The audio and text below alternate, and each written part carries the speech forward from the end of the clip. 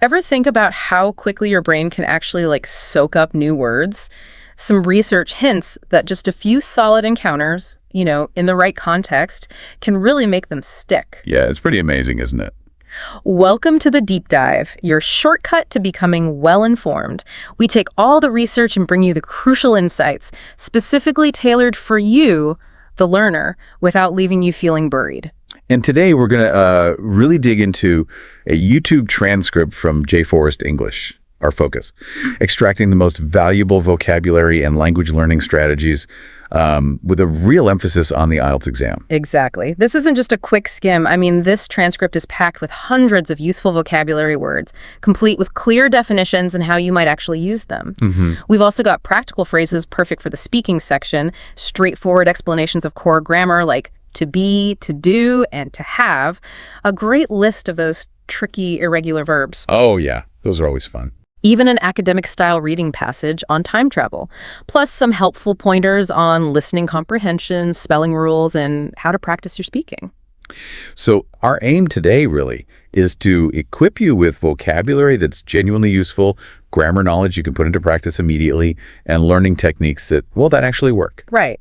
Whether you're tackling the IELTS or just want to boost your overall English fluency, we want to make this engaging and, truly memorable. Okay, let's really dig into this then. Let's kick off with the vocabulary. Jennifer from J. Forrest English shares a ton of great words. And instead of just running through a list, let's think about how understanding them can actually shift your perspective on language learning and communication. Good point. Take feasible, for instance. It means possible to do easily.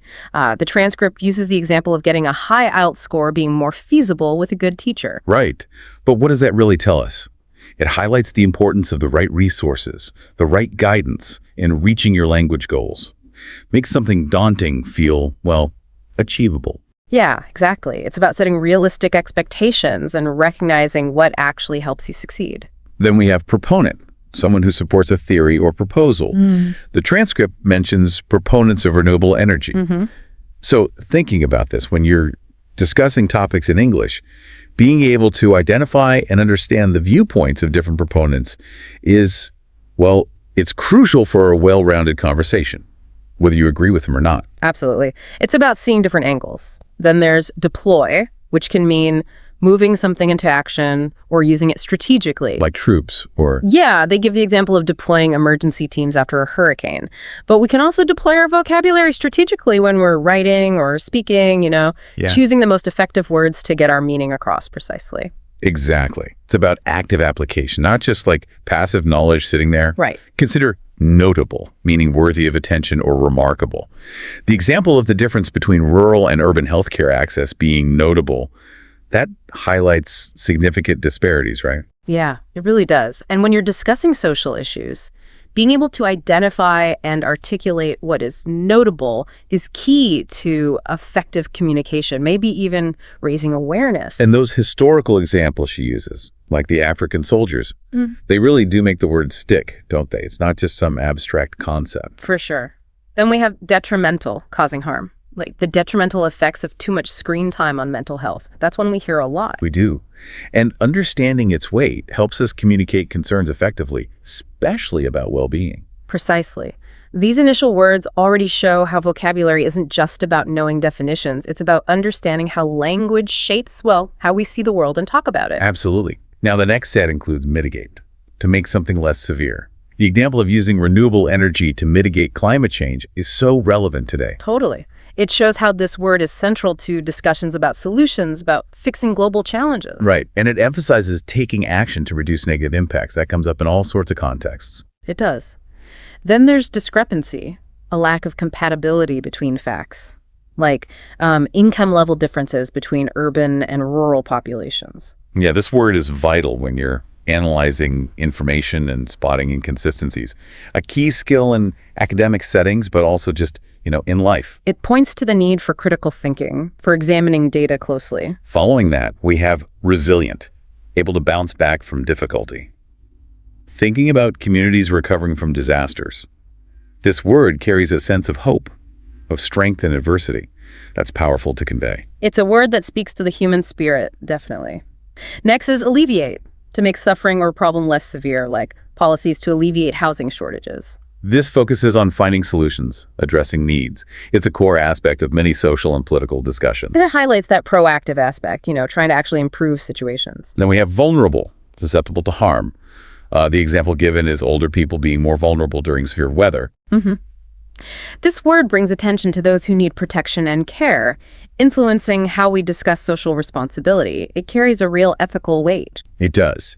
And rounding out this set is paradigm, a typical example or model, often used when discussing shifts in thinking, like the adoption of digital technology in classrooms. Right. This is a bigger picture word, helps us understand fundamental changes in how we approach things. It's about recognizing when there's a fundamental shift, in the way we think or do things. Okay, moving on to viable, capable of working successfully, like solar power as a viable alternative. The fact that it's presented as an alternative highlights that process of exploring different solutions, doesn't it? It does, and the connection to feasible is helpful too. Is it not just possible, but can it actually work in the long run? Good question. Then we have benign, having no harmful effect, like construction having a benign effect on wildlife. This word is often used in assessing the impact of actions, looking for outcomes that aren't negative. It sets a benchmark for acceptable impact, often contrasting with potentially harmful effects. Next is conducive, making a situation likely, like a tidy space being conducive to concentration. Definitely relatable for anyone trying to focus. It's a practical word that helps us think about how our environment influences our behavior and outcomes. For sure. Following that is incentive, something that motivates, like financial incentives for clean energy companies. This is the key concept in understanding why people and organizations make certain choices. It's about understanding the driving forces behind actions and decisions. Okay, our fourth set starts with compile, to assemble information, like researchers compiling data. This is fundamental to research and building knowledge, right? Bringing together different pieces of information. It's the groundwork for analysis and understanding. Then we have contradictory, mutually opposed, like findings that both support and undermine a hypothesis. Recognizing contradictory information is crucial for critical evaluation. It forces us to question assumptions, look for more evidence. Next is foster, to encourage development, usually of something good, like schools fostering creativity. This word emphasizes nurturing positive growth and skills, a central aim of education and many other fields. Following that is retention, continued possession, like employee retention being important for a company's stability. This highlights the value of holding on to valuable resources, whether it's people or, information. It speaks to the importance of continuity and expertise. And the last word in that set is depict, to represent through art, like a painting depicting a historical event. This reminds us of the power of visual language to convey meaning, brings a different dimension to how we understand and communicate. Okay, our fifth set starts with steer clear of, meaning to avoid something, like advice to steer clear of processed foods. Phrasal verbs like this are so common in spoken English, right? And understanding them makes your comprehension much smoother. They add a layer of informality and naturalness. Definitely. Then we have solely, not involving anyone else, or only, like a decision not solely based on price.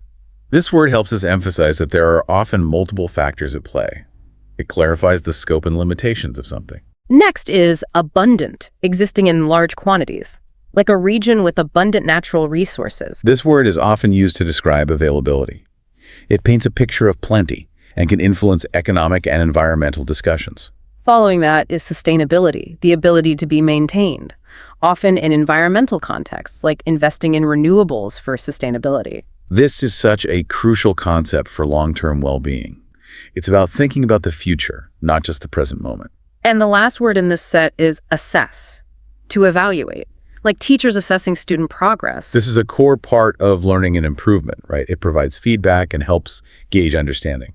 Finally, our sixth set begins with target, an objective, like aiming for a specific percentage reduction in emissions. This word gives a sense of direction, of purpose. It implies a clear goal in mind. Then we have elicit, to get a response, often through questioning, like questions designed to elicit honest answers. This is key in communication and research. It's about drawing out information or feelings. Next is decipher, to interpret something difficult, like trying to decipher an ancient language. This highlights the challenge and also the reward of understanding the unknown. It's like solving a puzzle with language. Following that is fluctuate, to change irregularly, like market prices fluctuating. This word describes instability or variability. It's a common characteristic of many real-world systems. Then we have outline, to give a summary, like a speaker outlining their main points. This is essential for clear and organized communication. It provides a framework for understanding. Next is promote, to actively encourage, like campaigns promoting healthy habits. This word focuses on positive encouragement and action, aiming to foster positive change in behavior or attitudes. Following that is habitat, the natural environment of an organism, like protecting habitats to save endangered species. This is a fundamental concept in ecology. It underscores the interconnectedness of living things and their environment. And the final word in this extensive vocabulary exploration is augment, to make something larger or more intense, like increasing funding for public services. So what's the big picture here? It seems like vocabulary isn't just a collection of words. Exactly. It's a set of tools for understanding and engaging with the world around you. By understanding these words in context, you're not just memorizing definitions, you're gaining a deeper understanding of the concepts they represent and how they're used to convey complex ideas. Well put. Okay, now let's shift our focus a bit, maybe to the IELTS speaking phrases. Sounds good. This section of the transcript is incredibly practical for anyone getting ready for the speaking exam. Jennifer provides ready-made phrases for those common questions you're likely to encounter. Yeah, they're really useful starting points. Starting with where you live, she suggests, I was born and raised in city country. Notice that simple past tense of to be fundamental, but she doesn't stop there. Right, she immediately adds a layer of complexity, suggesting, I was born and raised in city, but now I live in city country. This shows you how to expand on a basic answer, provide more detail, and demonstrate, a higher level of fluency. Exactly. Then she covers using the present perfect. I've lived here for over a number of years now. This tense is perfect for talking about experiences that started in the past and continue to the present. And in the present, perfect continuous for live, work, and study. I've been living here for duration. That subtle difference between the perfect and perfect continuous can really impress examiners. The continuous often emphasizes the duration of an ongoing action. Absolutely. Moving on to tell me about your work.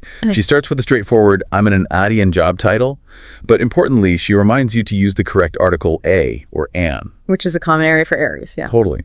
She even touches on when to use the for more specific roles within a company. Those little grammar points can make a big difference in how polished your English sounds. They really can. Then she suggests a more general statement using a gerund. Being in job title is rewarding. Using gerunds, the ing form of verbs used as nouns can add sophistication to your speech. They certainly do. She then moves to expressing preferences along with a gerund like, I love using my skills to solve problems, and gives concrete examples like analytical skills and complex problems. This shows you how to personalize your answers and provide specific details. She also includes, I enjoy collaborating with my team and brainstorming unique solutions to complex problems, demonstrating more advanced vocabulary in action. And she doesn't shy away from introducing contrast, suggesting the use of however to bring up challenges. However, being in a job title also has its challenges. Using transition words like however creates a smoother flow in your speech and shows you can present different sides of an issue. Exactly. She then suggests using specifically to elaborate on a challenge, giving the example, specifically, I work around the clock to meet tight deadlines. And the inclusion of the idiom around the clock is a great tip for adding natural, idiomatic language to your speaking. Now for tell me about your hobbies, Jennifer recommends starting with a gerund statement that includes your opinion, such as, in my opinion, having hobbies is integral to living a fulfilling life. And she even provides a list of other useful opinion phrases like, in my view, and from my perspective. Starting with an opinion makes your answer more engaging, shows you're thinking critically about the topic. Yeah. She then moves on to stating a specific hobby. I'm an avid hobby, and explains that avid combined with a noun shows a strong passion or interest. That's a powerful way to convey your enthusiasm. And again, she uses gerund statements to explain the benefits of your hobby. For example, hobbying gives me the opportunity to benefit, and gives examples like disconnect from devices or enjoy nature. She even points out that you can use both the verb form, like gardening, and the noun form, gardening, depending on the sentence structure. The advice for when you don't have any hobbies is particularly practical, I thought. Me too. She suggests phrases like, until now, my focus has been on my career. However, I'm considering taking up activity, highlighting the use of the present perfect has been, the phrasal verb take up, and the fact that consider is followed by a gerund. It shows you how to answer honestly even if you don't have a typical hobby. And she provides an alternative. However, I'd love to take up activity using I would love, followed by the infinitive. Plus, she touches on future gerund statements like activitying will give me the opportunity to benefit, paired with phrases like I'm confident, hopeful that. This demonstrates your ability to talk about future plans and aspirations. For tell me about your family, she suggests using descriptive adjectives like I'm from a close-knit family, and gives the synonym my family and I are very close. Simple but effective way to describe your family dynamic. She also covers general agreement with everyone in my family gets along really well, extremely well. Reminds you that everyone takes a singular verb. Another common mistake point. Good reminder. And the phrasal verb take after is a fantastic addition. Everyone says I take after my mom in looks and I take after my dad in personality. Explaining that it means to resemble someone physically or in character is really helpful. When talking about travel, she starts with expressing desire. I'd love the opportunity to visit travel to place, and importantly, reminds you of the correct verb and preposition combinations. Yeah, those little prepositions matter. They do. She also covers the second conditional. If I could travel anywhere, I'd choose place. This shows you can discuss hypothetical situations. And another useful gerund statement of priority. Visiting place is at the top of my list, which sounds very natural. She then suggests using the present perfect for a long-term desire. Traveling to place has been at the top of my list for as long as I can remember. This demonstrates your ability to talk about lasting aspirations. Using an opinion word to strengthen your desire is a great tip. From my perspective, the landmark are one of our world's greatest treasures. And she finishes with a more advanced expression of enjoyment. And I'd revel in the opportunity to see them with my own eyes, explaining that revel in plus the infinitive means to thoroughly enjoy something. Finally, she includes bonus phrases for clarifying your answers like, what I'm trying to say is, and, in other words, recommending that you memorize a few of these. That's smart. This whole section really gives you a practical toolkit for tackling the IELTS speaking exam with confidence. It really does. Okay, now, shall we dive into some essential grammar? Let's do it. Focusing on those foundational verbs, to be, to do, and to have. The transcript gives us a solid review of how they function, both as main verbs and as those helpful auxiliary verbs that support other verbs. Starting with to be as a main verb, Jennifer walks through the present simple forms am, are, is, and how we use them for stating facts or emotions. Right. Then it's on to the past. Simple was and were for talking about completed actions in the past. And finally, the future simple with will be. She also gives a quick reminder about using contractions in spoken English to sound more natural. Always good to remember contractions. And the review of to be as an auxiliary verb is equally thorough. It covers the present continuous, amisar plus verbing, for actions happening now. The past continuous, wesser plus verbing, for actions ongoing in the past. The future continuous will be plus verbing for future ongoing actions, and the present and past perfect tenses using been. Understanding how these tenses are formed and when to use them is just crucial for accurate communication. The section on passive voice is particularly valuable, I think. Me too. It breaks down the structure in various tenses, present, past perfect, and even future, using that clear example of the cake was eaten. And while all forms are covered, she rightly points out that the present and past passive are the ones you'll encounter and use most frequently. Knowing when to use active versus passive voice can really refine your writing and speaking. Indeed. And the mention of the subjunctive mood with if I were you is important for expressing hypothetical or unreal situations, especially in more formal contexts and exams. Right.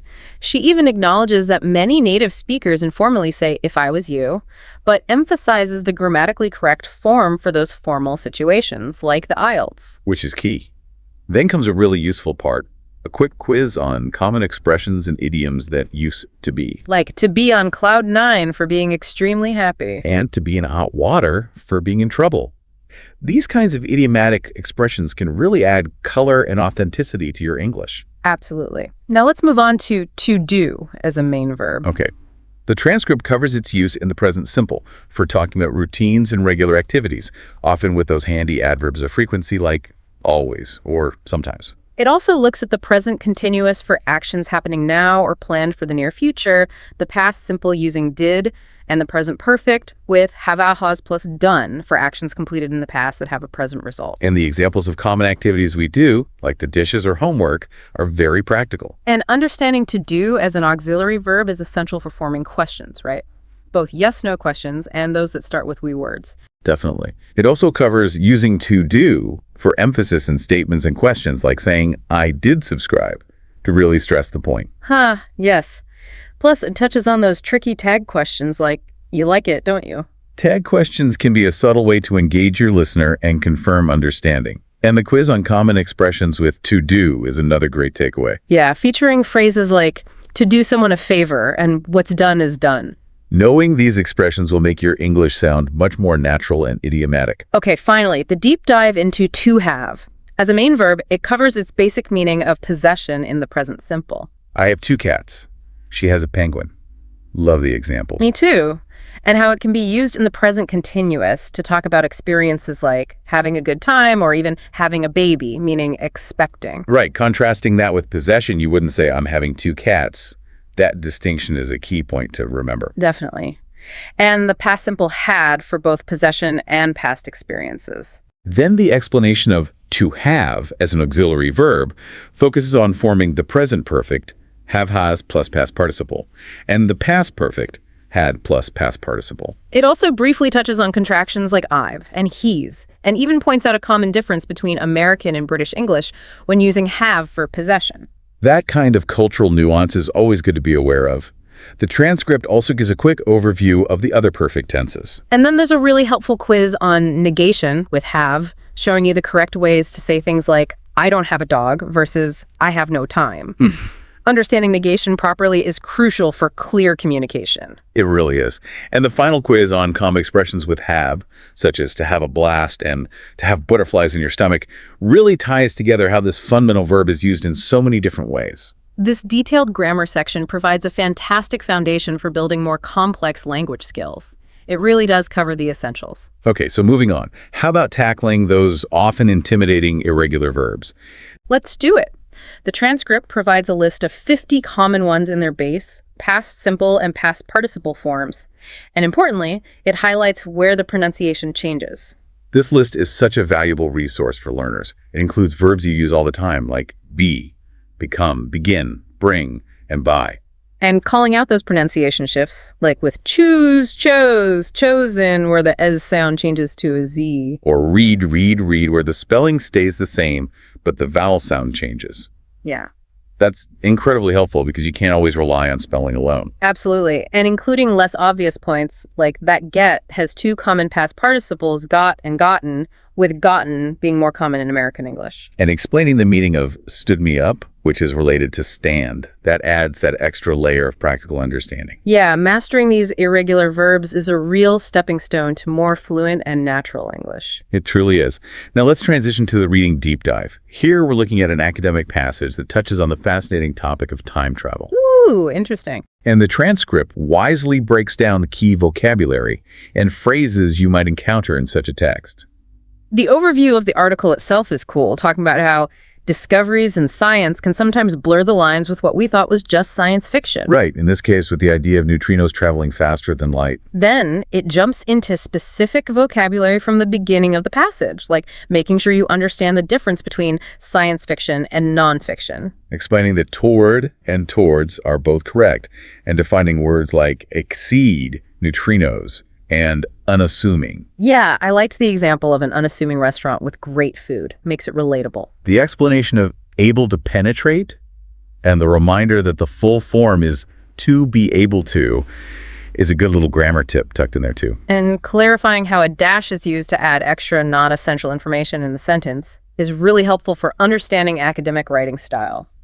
Moving through the passage, the transcript then explains words like hurtling, which implies moving very fast, sometimes dangerously. And promptly, which can mean both quickly and at a scheduled time. It also covers triggered, meaning caused to start, and unthinkable, something shocking or hard to imagine, relating it to the implications for physics if time travel were possible. And it even points out the British spelling learnt versus the American learned. Little details like that are good to know. And understanding phrases like stemming from, meaning coming from, and reconsidered, meaning to think about it again in the context of the article, really aids comprehension. The third part of the vocabulary breakdown focuses on phrases like at stake, meaning being considered, and nanoseconds, those incredibly tiny fractions of a second. It also explains margin of error in scientific studies, and the phrase stands as proof. The explanation of accounted for, emphasizing the correct preposition, and the phrasal verb ruled out, meaning no longer a possibility, are key to grasping the scientific process being described. And mentioning the specific factors the scientists considered lunar effects, tidal bulges, and the Earth's crust provides important context, makes it more concrete. Yeah. The fourth part looks at the transition word nevertheless, which signals a shift in thought. And the meaning of skeptical, whether applied to a person or information. It also touches on Einstein's relativity theory, the phrase pushed harder, meaning tried more intensely, and the idiom to no avail, meaning without success. Understanding these helps you follow the argument being presented. Finally, the last part of the vocabulary from the reading passage explains more informal phrases like just around the corner, meaning happening soon. And more formal words like prospect. It also covers wrenched, meaning moved forcibly in the context of time travel moving closer to possibility, and the word hurdle for obstacle, like the speed of light being a hurdle. The explanation of cleared, meaning eliminated, the phrase in theory, and the verb harnesses, meaning uses successfully, are important for understanding the conclusions being drawn. And the phrase far beyond the scope of helps define the limits of the discussion, while left to future generations suggests where further exploration lies. This detailed vocabulary breakdown really helps unlock a potentially complex academic text. It's like having a guide through the language itself. Okay, now let's switch gears and tune in to our listening depth dive, focusing on understanding fast English. We've got 5 short snippets for you. All right, for the first clip, it's worth mentioning. The missing words are worth, going, and thou. Pay attention to how sounds change in fast speech. For example, we're going to often gets compressed to we're gonna. Right. And that little word of can really disappear, sometimes sounding like sumada. Yeah, those reductions are key. Vocabulary-wise, to be worth plus gerund is a useful structure. To be frank means, honestly, pretty is often used as an intensifier, and icky means unpleasant or gross. In the second clip, I've got to level with you. The missing words are gotta, to, and a. Notice how got to often becomes gotta in casual speech, and the to before a vowel sound can sometimes just melt away. To level with someone is a great phrase that means to share a surprising or perhaps harsh truth directly. And again, gotta is just a quick way of saying have to. The third clip, I think a lot of people will reflect, is missing lotta on you and wanna. A lot of very commonly becomes lotta in spoken English. Listen for how sounds link together, like reflect on becoming almost one word. You know what is often used as a filler phrase or a way to introduce a thought? Or just pause for a second. Exactly. And wanna is, of course, the shortened form of want to. In the fourth clip, watch this video and get the scoop. The missing words are scoop on, a little, and that'll. Listen for how scoop-on can run together like scoop-on. Yeah, that linking is important. Little often gets reduced to little, and that will becomes that'll. The scoop is a great idiom for insider information or the latest news. And crank up means to increase the intensity or volume, and believability is about how convincing something is. Finally, in the fifth clip, all right, we've been planning. The missing words are all, right, do, and it. Notice how all right can be reduced in pronunciation, like right. That how in weave can sometimes sound quite soft, almost like fur, and do it can also blend together. Right, all right, can be used as an interjection or agreement. Let's do it is an expression of readiness to act, and it's go time is a more energetic way of saying it's time to start. This listening section really highlights the shortcuts and sound changes that happen in fast, natural spoken English. It definitely throws a different light on what you might see written down. It does. Okay, now let's move on to our spelling deep dive. The transcript uses a series of mini tests to highlight some key spelling rules. All right. The first test, Jennifer, I really want to improve my writing, has errors in Jennifer, I, writing, and written. This brings up a few important rules. Yeah. Proper nouns, like names, often just need to be memorized. The subject pronoun I is always capitalized. Can't forget that one. When adding ing to a verb that ends in a silent E, You usually drop the E, as in write, becoming writing. And then there's the rule about doubling the final consonant, usually when you have one vowel followed by one consonant at the end of a stressed syllable, but there are exceptions, like written. The second test, I visited the chief briefly, has mistakes in visited chief briefly, weird, foreign, smell, stopped, jogging, and coming. This helps us remember that classic rule, I, before E except after C, as seen in chief and briefly.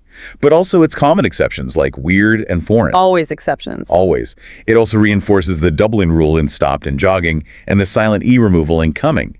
Notice that visited doesn't double the T because the stress isn't on the last syllable. The third test, I cried when I applied, has errors in cried, applied, science, efficient, happier, and a lowercase I. Here, we learn that when adding a suffix to a word ending in Y, the Y usually changes to an I, as in cry becoming cried and apply becoming applied. But not when the suffix is ing, like in playing or enjoying. Exactly. We also see those IE after C exceptions again with science and efficient, and a reminder that the pronoun I is always capitalized. The fourth test, I can't make the party tonight, spots errors in can't make tonight, hope, see tomorrow, really, want, puppy, bite, bullet, happier, take, and off. This one covers contractions like can't. It reminds us about dropping that silent E in words like make, hope, and bite. It reinforces the doubling consonant rule in words like really, puppy, and bullet. And it introduces the idea that adding a silent E to a short vowel sound can make the vowel sound long, like the difference between hop and hope or bit and bite. Affects pronunciation too. The final spelling exercise is a dictation. Necessary, definitely, restaurant, accommodate, occasion, parallel, embarrass, February, separate, receive. It's a good mix of common words that often trip people up. Pay special attention to receive as another example of the I before E except after C rule. The key takeaway from this whole spelling section seems to be that even native speakers struggle sometimes. And a lot of it comes down to memorization and practice. Absolutely. It's a great idea to learn the spelling of new vocabulary as you encounter it. A little bit of focused attention can make a big difference in your written communication. Okay, for our final deep dive, let's talk about speaking. Specifically, how to train yourself to think and speak in English more naturally. This final tip is all about integrating English into your daily routine. The idea is to consciously think in English during those everyday, almost automatic tasks you do. Like taking a shower, putting on makeup, commuting to work or school, or doing household chores. Exactly those. You don't even need to say anything out loud at first. It's about that internal monologue. Right. So if you're brushing your teeth, you might just mentally name the objects toothpaste, toothbrush, or describe what you're doing. I'm squeezing the tube. I'm brushing my upper teeth. Yeah, it doesn't need to be complicated grammar or fancy vocabulary at this stage. Start simple, just making those basic connections between your actions and the English words for them. And as you get more comfortable, well, you can try varying the verb tenses in your internal thoughts. I brushed my teeth. I will brush my teeth. You could even start asking yourself simple questions in English about what you're doing or what you see around you. This kind of consistent mental practice really helps build that direct link between thought and English expression, doesn't it? It's like building a mental muscle for English. Exactly. So to wrap up this incredibly detailed deep dive, we've really covered a huge amount of ground today, haven't we? We really have. From essential vocabulary and practical phrases for speaking, to the nuts and bolts of English grammar with those core verbs, a rundown of irregular verbs. Strategies for tackling academic reading, insights into understanding fast-spoken English, and demystifying some key spelling rules, all inspired by the wealth of information in that J. Forrest English transcript, specifically with the IELTS in mind, but also for your overall English fluency. Our fundamental goal, as always, has been to empower you, the learner, to feel more confident and knowledgeable as you continue your English language journey. And on that note, think about this. What if you actively incorporated just one of the techniques we've explored today? Maybe starting to think in English during your morning routine, or making a conscious effort to learn a few new irregular verbs each week. How might those small, consistent efforts compound over time and really open up new doors to mastering the English language? It's definitely something to consider. We'd love to know what your biggest takeaway was from this deep dive, or if you have any lingering questions. Yeah, your feedback helps us shape future discussions, so please do share your thoughts. 40 million Canadians. Wow. Yeah, that number popped up recently, and honestly, Even a Canadian English teacher I know was a bit taken aback. It's a significant number. It makes you stop and think. It really does. Okay, let's unpack this, because a population shift like that, well, it tells a much bigger story. Would you agree? About global trends and things. Oh, absolutely. Milestones like this, they're a really valuable chance to look at where a country is heading, its place on the world stage. Exactly. Okay. So for this deep dive, we're actually looking at something a little different today. Yeah, a listener shared an English lesson with us. It's a YouTube transcript from J. Forrest English. Okay. And the video is called, "Do You Have 2 Hours? You Can Speak English Fluently." Bit of a title, but the interesting part is that this lesson uses the news, this specific news about Canada hitting 40 million people as its reading exercise. Ah, that's clever. Using a real-time event like that. It really grounds the language, doesn't it? You're learning vocabulary, grammar, but it's tied to something happening right now, makes it tangible. Precisely. So our mission here isn't just to, rattle off Canadian statistics. No, definitely not. We want to dig into the why. What are the key factors pushing Canada past this 40 million mark? What does it really mean? And pull out some interesting details along the way. Exactly. And we'll kind of do it through the lens of someone learning the English used to talk about it all. It's quite a neat approach. It sounds fascinating. Where should we start? Okay, let's start with the headline itself. Canada's population surpasses 40 million. Right. And as the English teacher in that source material points out, surpasses is key. Yeah, it just means more than or exceeds. So we know we've definitely crossed that line. We're beyond 40 million now. And what I found interesting was how this news actually came to the teacher. It wasn't some official announcement he saw first. Really? How then? Apparently, one of his students brought it up. Oh, that's great. It shows how these big news items just filter down into everyday life, into classrooms even. Adds a nice personal touch, doesn't it? Yeah. Instead of just a cold statistic. It really does. The lesson also mentions Statistics Canada's population clock. Have you seen that? I have, yeah. It's quite something. It's a really dynamic tool. It gives this up-to-the-minute estimate. Based on births, deaths. And migration data, exactly. So it's not static. It's always, fluctuating, mostly increasing lately, obviously. Right, it's happening in real time. And that clock, it apparently hit 40 million just before 3 p.m. on Friday, June 16th. They pinpointed the moment. Yeah, and the teacher explains that word, hit. As in reached. Yeah, basically meaning reach, but maybe with a little extra something, like hitting a target, an achievement. That makes sense. There's a connotation of accomplishment there, isn't there? Reached feels more neutral, maybe. I think so too, which leads nicely into the next idea they discussed. Yeah. The concept of a milestone. Yes, a very useful word.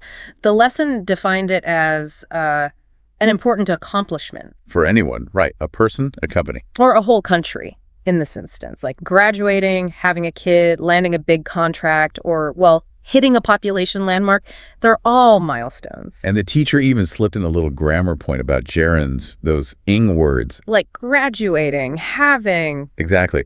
So you see, while we're talking demographics, you're also sort of absorbing these English language points, just like in the lesson. It's a very integrated way to learn. Okay, so Canada hits this big milestone. What's actually driving it? What are the main reasons for this growth?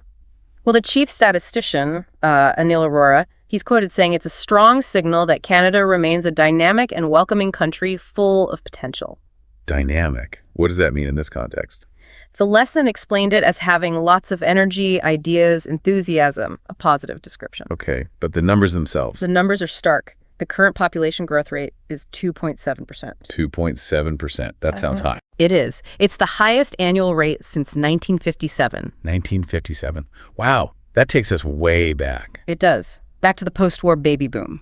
Right, the baby boomers. But just for context, that's the generation born after World War II. Yeah. Generally folks in their, 60s and 70s now? That's the cohort, yes. And in Canada, like a lot of Western countries, a huge chunk of that generation is hitting retirement age. Which creates its own set of challenges and shifts. It absolutely. Big impacts on the labor market, healthcare, the economy overall. It's a major demographic wave. And the source mentioned Canada hit 30 million back in 1997. Yes. And based on this current trend, this 2.7% growth, it suggests Canada could reach 50 million as early as 2043. 50 million by 2043. That seems incredibly fast. It is a rapid projection. And notice the word could. Right. It's a possibility, not a certainty. dependent on trends continuing. Exactly. And as early as just means that's the soonest possible time based on the current rate. Still, it's quite a trajectory. And didn't last year see a record increase? It did. A record increase of 1.05 million people in a single year. 1.05 million, or you could say 1 over 5 million, right? Correct. The teacher pointed out both pronunciations work and also a little grammar rule. Let me guess. The word million. You got it. Nose on million when there's a number before it. But you add the e's to the thing you're counting. So million people, not million person. Precisely. Small point, but useful. Okay, so 1.05 million extra people last year. Where did they mostly come from? Well, this is the really striking part. According to Statistics Canada, 96% of that increase. 96. 96% was due to international migration. Wow, so almost entirely driven by people moving to Canada from other countries. Exactly, and that includes both permanent immigrants and temporary residents. Okay, let's clarify that difference because the lesson did. Immigration versus migration. Right. Immigration specifically means moving permanently to live in a foreign country. Setting up shop for good. Basically, yes. Whereas migration is broader. It's just the movement of people. It could be temporary, like for studying or work. So students, temporary workers, they count in that 96% migration figure, but aren't necessarily immigrants in the permanent sense yet. Correct, though many temporary residents do transition to permanent status later on. Gotcha. And the permanent immigration numbers are high too, aren't they? Very high. In 2022, Canada welcomed 437,180 immigrants. Over 437,000. Yes, which reflects the government's ambitious immigration targets. They're actively trying to bring people in. And the teacher mentioned the phrase, hit our target. Yeah, common expression for reaching a goal like that. And another tiny grammar thing came up there too, didn't it? Something about one of the main ways. Ah, yes. The point was that one of the main ways needs a plural noun after it, so it should be ways, not way. Even the original article got that slightly wrong. Apparently so. A good reminder that even published stuff isn't always perfect. Keeps you sharp. True. Okay, so we've established immigration is massive. Why? What's the underlying reason for Canada leaning so heavily on it? Well, it really comes down to demographics. We mentioned the aging population, the baby boomers retiring. Right. At the same time, Canada's natural birth rate, just the number of babies being born to people already living there, isn't high enough on its own to keep the population growing or even stable in the long run. So fewer births, more retirements creates a gap. Exactly, a demographic gap. And Canada is using immigration as a primary tool to fill that gap, support the economy, and maintain growth. And the impact on the workforce is huge, right? Staggering. The source states that immigration accounts for almost 100% of Canada's labor force growth. Practically all new workers are coming from outside Canada. That's what the statistic implies, yes. Yeah. It shows just how vital immigration is to keeping the Canadian economy running and growing. That really puts it into perspective. And there was a projection mentioned, too, about the future percentage of immigrants. Yes, the article projected that immigrants were expected to make up about 30% of Canada's population by 2023. By 2023. But the article is from June 2023. Yeah. The timing seems a bit off. The teacher in the source picked up on that too. It's imprecise phrasing. Right. It likely meant by the end of 2023. Or maybe they even intended a slightly later year, like 2030 or something. Yeah, projecting something for a date that's basically already passed is odd. It highlights the need for clarity, especially with statistics and dates. But the general point stands: a significant and growing proportion of the population being foreign-born. Absolutely. And just stepping back for a moment, it's quite effective how this English lesson managed to weave in all this vocabulary. You mean words like surpasses, exceeds, hit, reach? Yeah, and milestone, dynamic, statistician, even getting into modal verbs like could. All within the context of a real current news story. It makes it much more practical, doesn't it, than just learning words from a list? Definitely. Seeing language used in a meaningful context is key for understanding and actually remembering it. It sticks better. So if we were to summarize the key insights here, Canada hitting 40 million is a big deal. A definite milestone. Driven overwhelmingly by international migration, both permanent and temporary. Which stands at about 96% of the recent growth. And this reliance on immigration is largely a response to domestic demographic trends. Specifically, an aging population and a below-replacement birth rate. Making immigration essential for labor force growth and the overall economy. It really paints a picture of Canada as a country being actively shaped by migration flows. And the speed of it all is quite something, surprising even to people within the country, like that teacher. And zooming out, Canada's situation isn't unique, is it? It reflects these broader global patterns. Many countries are facing similar demographic pressures, aging populations. Or sometimes the opposite, very young, rapidly growing populations, and migration is a factor everywhere. Looking at how Canada is navigating this, relying so heavily on immigration, it certainly offers food for thought for other nations. Absolutely. Different countries have different approaches, different challenges. It really makes you wonder, doesn't it, about the long-term implications. What does such rapid migration-fueled growth mean for a country's identity, its infrastructure, its social fabric? Or conversely, what are the implications for countries experiencing population decline? How do societies adapt to these fundamental shifts? These are huge questions, well beyond just the Canadian context. Definitely something to keep mulling over. Okay, let's unpack this.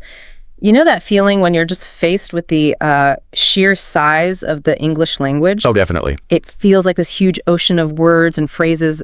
And whether you're, actively learning or just trying to communicate better day to day, it can seem a bit daunting, right? It's fascinating, really, because even native speakers, we still have moments where we go, I didn't realize you could say it that way, or we find some new little nuance. The language is always sort of shifting. Exactly. And that's precisely why we're doing this deep dive today. We've really looked into a great resource.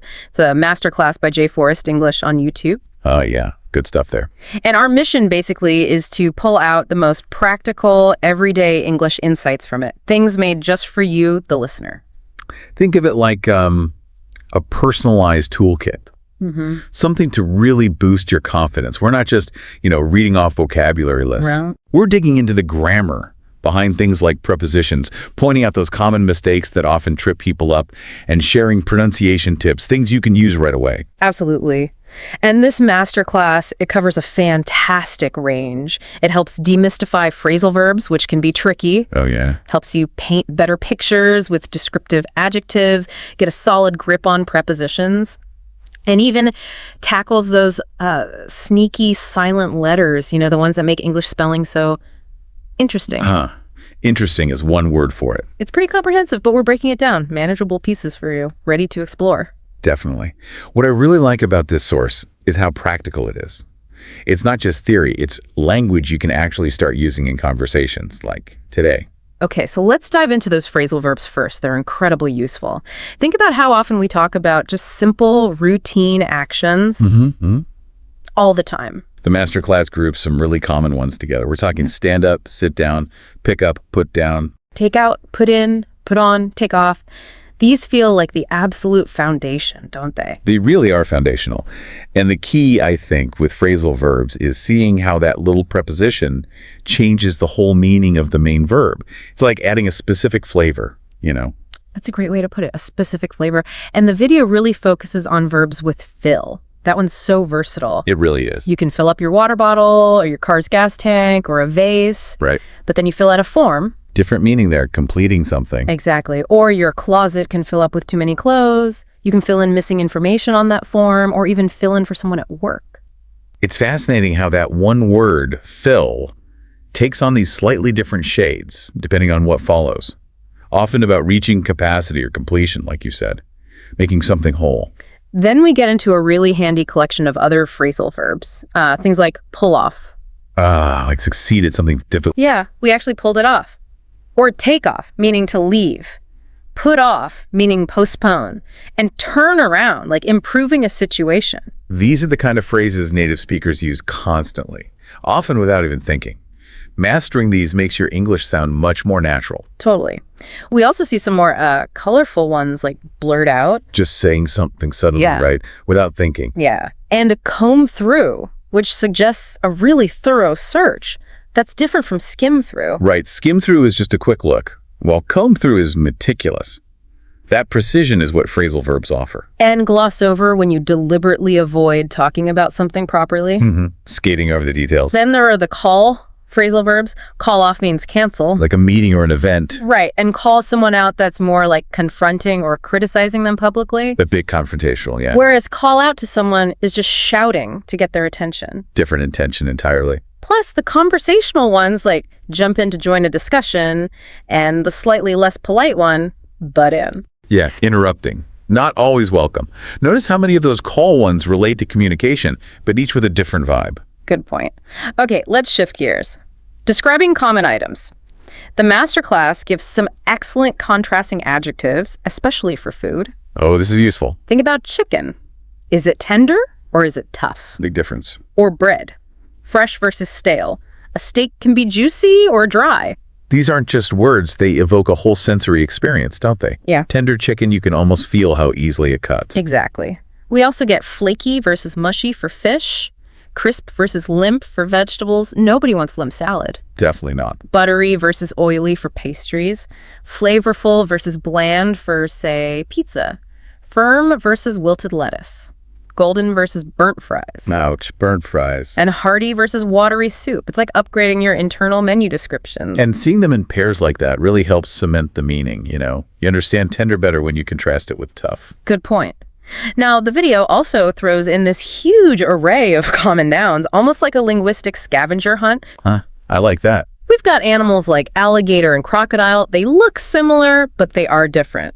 They are indeed. Yeah. And toad and frog. Right. And pairs you might mix up in the kitchen, like yam and sweet potato. Are they the same? Sometimes debated. Or butter and margarine. Definitely different. This kind of grouping, even if it seems random, forces your brain to make connections and spot differences. Yeah, it's clever. We get fruits, cherries and cranberries, sea creatures, shrimp and prawn, another tricky pair, Often used interchangeably, but technically distinct. big cats, cheetahs and leopard, Yeah. vegetables, cucumber and zucchini, geography terms, shore and beach. Knowing the specific term avoids any confusion. Makes communication clear. Totally. Toiletries, shampoo and conditioner, kitchen gadgets, blender and food processor. Similar functions, but different tools. The list keeps going. Guitar and banjo, lipstick and chapstick, even Pegasus and unicorn. Covering all bases there. Drinks, latte and cappuccino, cooking gear, roasting pan and baking sheet, insects, moths and butterfly, dairy, sour cream and yogurt, more fruit, peach and nectarine, tech, monitor and screen, clothes, cardigan and sweater, spices, ginger and turmeric, flying things, wasp and bee, Important distinction there. marine mammals, seal and sea lion, South American animals, llama and alpaca, and those little critters, chipmunk and squirrel. Quite the collection. It really shows the sheer breadth of English vocabulary, even for everyday things. So many specific words. Then we move on to common nouns for places and objects around town, like a revolving door, a mural on a wall, a parking meter, Things you see every day. a semi-truck, a gate, a statue, a patio, a crosswalk, a fence, a parking lot, Essential for navigation and description. an ATV, a foosball table, maybe not every day, a speed bump, an aisle in a store, a carving, a mask, More specific items now. a coffee roaster, a saddle, a shark. Okay, hopefully not every day. Play structure in a park, a mailbox, a pylon or cone, a bike lane, a sidewalk, a bike rack, and just the basic street. This is the vocabulary that helps us, navigate the physical world around us. Naming things accurately is key. Okay, so we've got some basics for describing things. Now let's look at expanding beyond those simple adjectives. The masterclass offers useful synonyms. Instead of always saying small, You could say. tiny, compact, modest, miniature, mini, or petite. And each one has a slightly different feel, doesn't it? Tiny might imply fragility. Compact suggests efficiency. Exactly. And for big, we get huge, enormous, gigantic, massive, colossal, really amps up the scale. Right, colossal feels, colossal. Immense. Choosing the right synonym adds impact. The video also shows alternative ways to say common things. Safe to eat becomes edible. More concise. Can be done is feasible. Can be walked is walkable. Can be trusted is credible. Can be believed is plausible. Can be accepted is acceptable. These more sophisticated words often sound more formal or precise, useful in certain contexts, like work or writing. We also have can be managed becoming manageable. Can be shaped is malleable. Can be burned is combustible. Can be solved is solvable. Useful suffixes there. Able and able. Then some important opposites. Persuade and dissuade. Trust and mistrust. Visible, invisible. Patient, impatient. Knowing antonyms is a great way to build vocabulary. Learn one, get its opposite often for free. Connect, disconnect, cover, uncover, appear, disappear, tidy, untidy, judge, misjudge, obey, disobey. Helps you express contrasting ideas clearly. And for those of you working on essays or more formal writing, Yes, academic vocabulary. the masterclass suggests stronger verbs. Instead of just show, try demonstrate. Instead of important, maybe significant. Adds more weight. Use becomes utilize, many becomes numerous, find becomes discover, good becomes beneficial, bad becomes detrimental. These choices elevate the tone, make arguments feel more substantial, maybe more objective. The list goes on. Big can also become significant. Small could be negligible. Easy might be straightforward. Hard could be strenuous. Depends on the context, of course. Get becomes obtain. Keep becomes retain. Tell becomes inform. Say could be articulate. And ask becomes inquire. It's all about being intentional with word choice. Selecting the verb that really captures the nuance you want. Now let's try and tackle those sometimes perplexing prepositions. Always a fun topic. The video clarifies some common uses. Like for public transport, you're on the subway, Right, inside the vehicle. but you wait at or in the subway station. What's the difference there, really? Generally, on is for being inside or on the surface of the transport. At often indicates a specific point or location, like at the entrance. In suggests being within an enclosed space in the station building itself. That makes sense. Okay. Similarly, you sit on a bench. On the surface. For big public spaces like Central Park, you can be at or in Central Park. But for a specific landmark like Rockefeller Plaza, it's usually at. Yeah, at often points to a more specific recognized location or landmark. In can feel more like being surrounded by the larger area, like in the park among the trees. Got it. Okay, what about different transport modes and locations? It's on a scooter, Riding on it. on a patio, In an elevator. enclosed space, on the bridge, on a walkway. You travel in a car. Another enclosed space. But on a train, you arrive at the train station, sail on a boat, relax at or on the beach, put something at or on the counter, decorations go on the wall, solar panels on the roof. You see the patterns, right? Yeah. On for surfaces and some transport.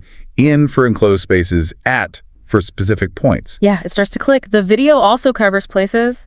Get coffee in a bakery or cafe. Enjoy nature at a park. Rest sitting on a bench. Wait in a parking lot or elevator. Dine on a patio. Shower in or on the shower. That's interesting. Both seem possible. Maybe it depends if it's a cubicle or a bath shower combo. Could be, or just common variations. Sleep in or on the bed again, both heard. Hide under the table. Relax behind the couch. Sit on the chair. Put something between the plants. Greet someone at the front door. Wait at the bus stop. Books on the shelf. Standard locations. Live on the coast. Trips in the countryside. Meet at the corner of the street or at the park entrance.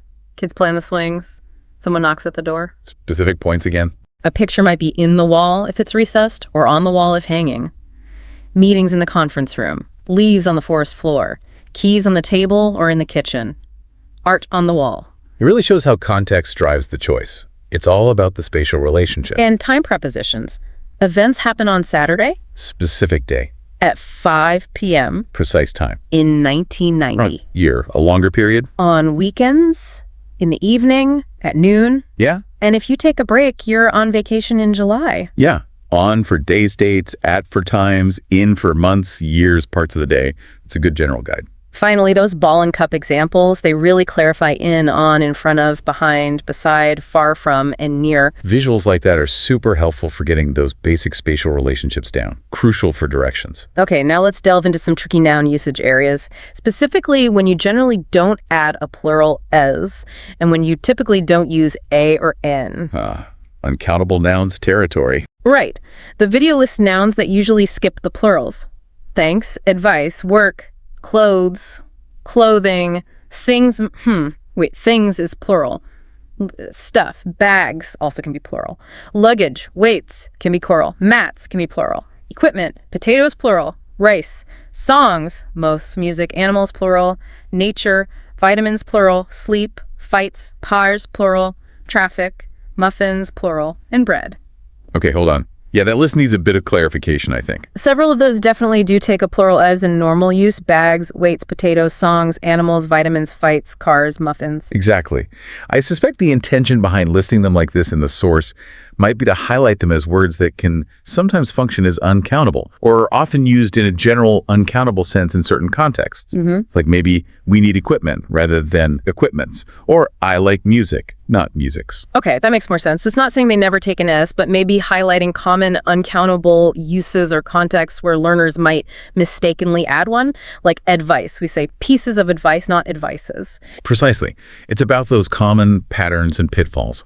Let's look at the at-in list. Right. Nouns generally not taking a or an dollar, but you can say a dollar.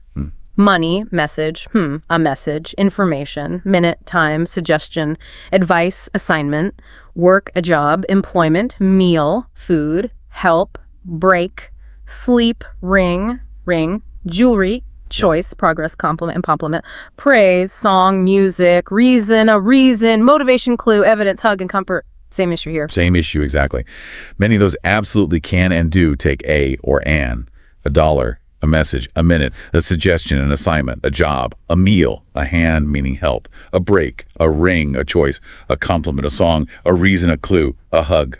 So again, the list is likely focusing on the core uncountable nouns like money, information, advice, work, employment, food, help, sleep, jewelry, progress, praise, music, motivation, evidence, comfort.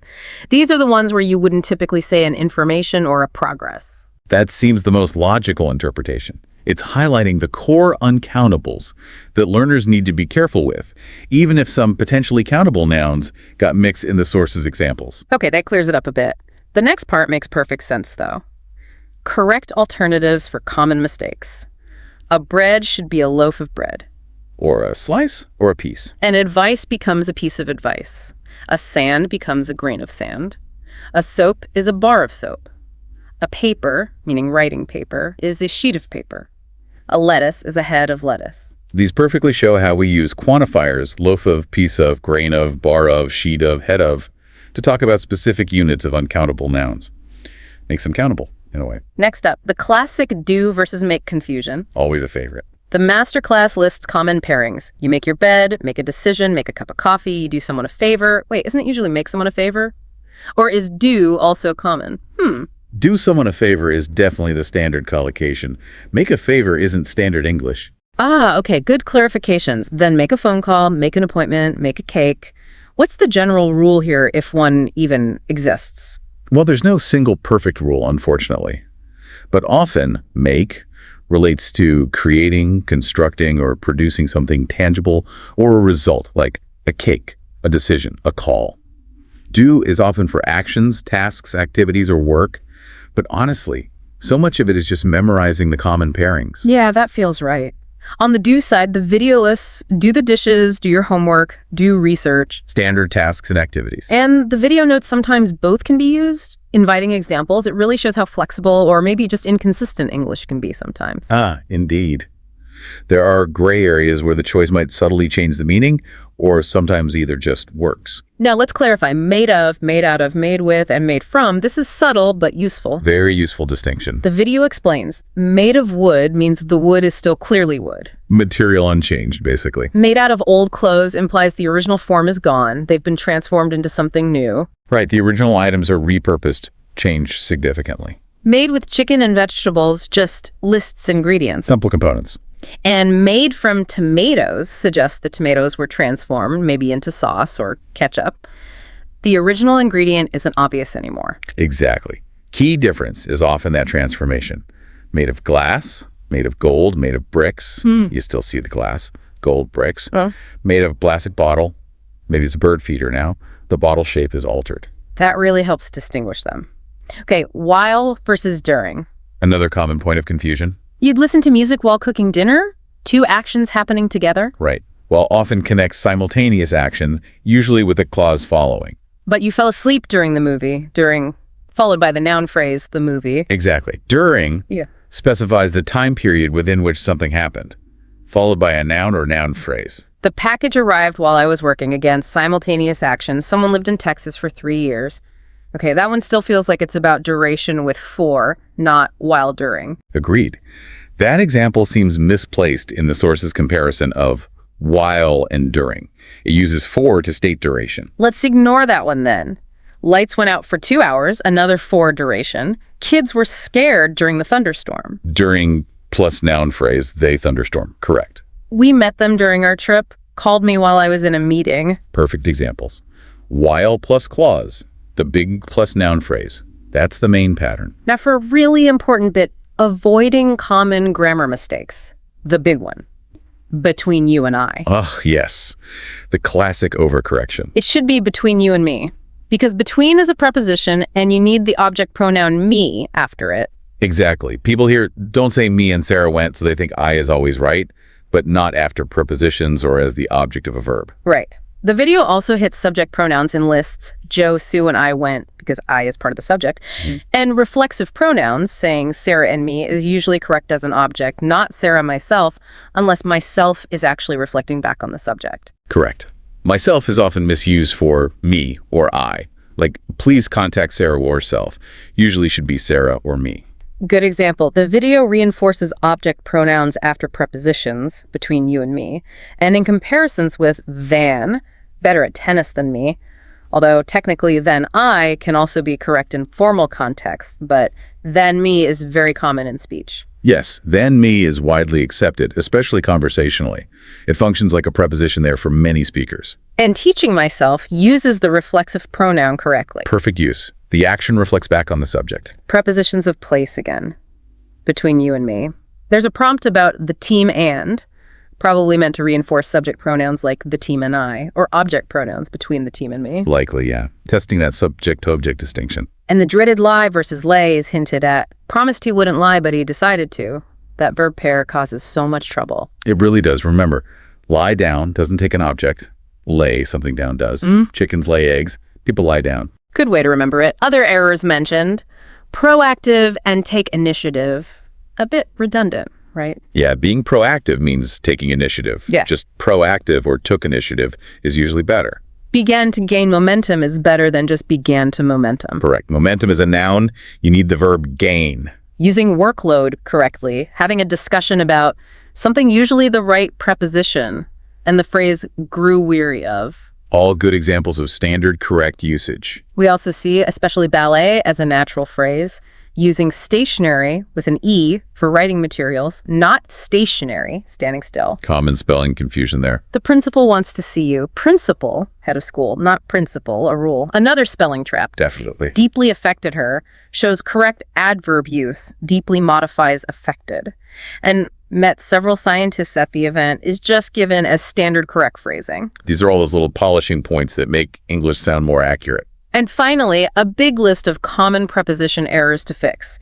It's married, TO, depend on, interested in. Got to memorize those pairings. Prefer coffee, TOT.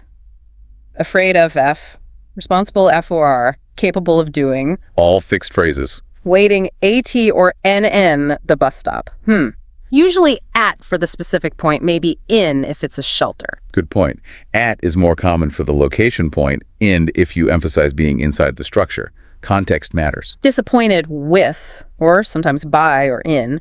Good AT playing, angry AT or with his brother both seem possible, maybe slightly different feelings. Yes. Both angry at and angry with are used often interchangeably, though some feel with is more for people. Tired of walking, worried about, excited about, belongs to, famous for. Phew, prepositions are hard work. They really are. Lots of memorization and feeling for the right one is needed. Paying attention to these common ones helps a lot. Okay, the video then has a useful section checking English levels, A1 to C2, using example sentences. The CEFR levels. A1, I have a cat. Simple statement. A2, she goes to the store every day. Present simple. Frequency. B1, they didn't go to the party last night. Past simple negative.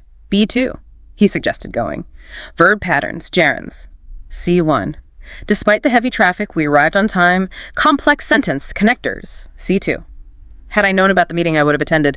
Advanced grammar, inversion, conditionals. It's a really neat way to see the progression in complexity from basic existence and routine through past tenses, verb patterns, linking ideas to hypothetical and complex structures. Gives you a good benchmark. Last but definitely not least, silent letters, the bane of English spelling. Oh, indeed. The video lists words with silent B like thumb, doubt, silent G, sign, gnome, silent H, honor, honest. Ghost letters. Silent K, knife, not, silent L, calm, palm, walk. Silent P, psychologist, receipt. That P in receipt gets people. Silent S, island, aisle. Silent W, wrap, wrist, answer. Silent T, listen, asthma, mortgage. Why do we even have these? Often they're historical leftovers. Words used to be pronounced differently centuries ago, and the spelling stuck even when the sound changed. It's like a little window into the language's past. Fascinating, yet frustrating. And finally, pronunciation practice, again by level. A1, friend, work, walk, clothes, the adjective, should, water. Core words, but with tricky sounds like the R in work. Silent L in walk should. Vowel sounds. A2, answer, that's silent F. Your island S, enough, GF is FL again. Advice, as sound versus C. Cereal. More silent letters, tricky vowels, consonant sounds. B1, nauseous, temperature, syllables, ILS, scissors, and C sound. Silent C, rural, that RLS, key. Getting more complex. Stress, multiple tricky sounds together. B2, debris, silent S at the end. Hyperbole, stress. Mischievous, watch the syllables pronunciation. Entrepreneur, French origin. Drought, silent G, mortgage. Silent T. Loan words, unusual spelling, stress patterns. C1, acquaintance, procrastinate, inevitable, ambiguity, eccentric, conscientious. Longer words, complex vowel, and consonant clusters. Stress. And C2, acquiesce, ubiquitous, ephemeral, advantageous, conundrum, quintessential. Really advanced vocabulary, often with Latin Greek roots, demanding precise pronunciation. Great list for practice. Wow. Okay, that was a really deep dive. We covered so much ground. We really do. From those everyday phrasal verbs and more vivid descriptive words to getting into the nitty-gritty of prepositions. Tackling those common grammar pitfalls. Right. And essential pronunciation tips, including navigating those baffling silent letters. And what's valuable, I think, is seeing how it all connects. Vocabulary, grammar, pronunciation, they all work together for clear communication. It's not just about knowing lists of words. Absolutely. It's about understanding how they function in the system.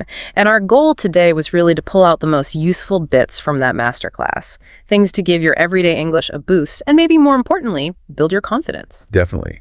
By focusing on these fundamental areas, you can make real progress in expressing yourself and understanding others, whether you're learning or just polishing your skills. So here's a final thought for you to take away. Start really listening, actively paying attention to these words, these phrases, these grammar points when you encounter English day to day. In podcasts, articles, conversations. And ask yourself, which area surprised you most today? Or which one feels like the biggest challenge for you right now? That could be a really good focus point for your own continued learning journey. Ever feel like you're just wading through a sea of words? Yeah, I know that feeling. But today, we're diving into the deep end. That's right. We're going to explore some advanced English vocabulary, 15 words to be exact. Okay. And they're all from this book, Test Your English Vocabulary. Sounds like a challenge. Well, it's not about memorizing definitions or anything like that. Oh, good. We're going to uncover their hidden depths and how these words connect to the bigger picture. I like that. It's fascinating how these words can really unlock a deeper understanding of human behavior and communication and even our perception of time. Absolutely. And to make it a little easier, we'll group our 15 words into themes. Okay. First step, the art of communication. All right. Or sometimes the lack of it. Right. Let's start with loquacious. I'm sure you've met someone like this. They could talk a blue streak. Yeah. Holding court at a party, even if no one else gets a word in edgewise. Oh, yeah, for sure. That's our loquacious friend. Yes. It's interesting to contrast that with someone who's laconic. They might only say a few words, but those words carry weight. Think of a seasoned judge delivering a verdict. Just brief, to the point. No wasted syllables. Oh, I like that example. Now, have you ever noticed how some people use big words to actually avoid clear communication? All the time. That's where obfuscate comes in. Right. It's like they're trying to build a wall of jargon to hide behind. It happens a lot, especially in fields like, law or finance. Yeah. Sometimes it's unintentional. They're so used to speaking a certain way, they don't realize it's confusing to others. Right. But other times it's a deliberate tactic, make things seem more complex than they are. Yeah, it's like they think if they use enough fancy words, no one will question what they're actually saying. Right. But we're smarter than that. Absolutely. We're going to see right through that obfuscation and get to the heart of the matter. And sometimes the most straightforward language is the most powerful. Okay, enough about communication. Let's talk about behavior. Our next group of words explore some interesting character types we all encounter. Okay. The sycophant, the ostentatious, and the austere. Let's start with the sycophant. All right. Oof. Just the word makes me cringe. You know that person who's always showering someone with insincere praise just to get on their good side? Yeah, the classic yes man, always trying to curry favor. It's interesting to think about why someone might behave this way. Could it be a lack of confidence or maybe even a manipulative strategy to gain power? Oh, it makes you wonder, right? Now let's swing to the opposite end of the spectrum with ostentatious. Okay. This is our friend who loves to flaunt their wealth or success. Oh, yeah. Think of the person who always has to have the latest designer clothes, the flashiest car, always name-dropping their fancy vacations. Yeah, it's all about outward appearances, often masking a deeper need for validation. It makes you think about our society's obsession with status symbols and material possessions, doesn't it? Totally. Now, in contrast to the ostentatious, we have the austere. This describes someone who lives a simple, unadorned life. Right. They're not interested in flashy displays or material wealth. Think of a minimalist who values experiences over possessions. That's a fascinating counterpoint to the ostentatious lifestyle. You know, in a world that constantly bombards us with messages about what we should want and need, the austere individual chooses a different path. And I think the word propensity ties all three of these words together nicely. How so? Well, it refers to our natural tendencies or inclinations. We might have a propensity for flattery, for extravagance, for simplicity.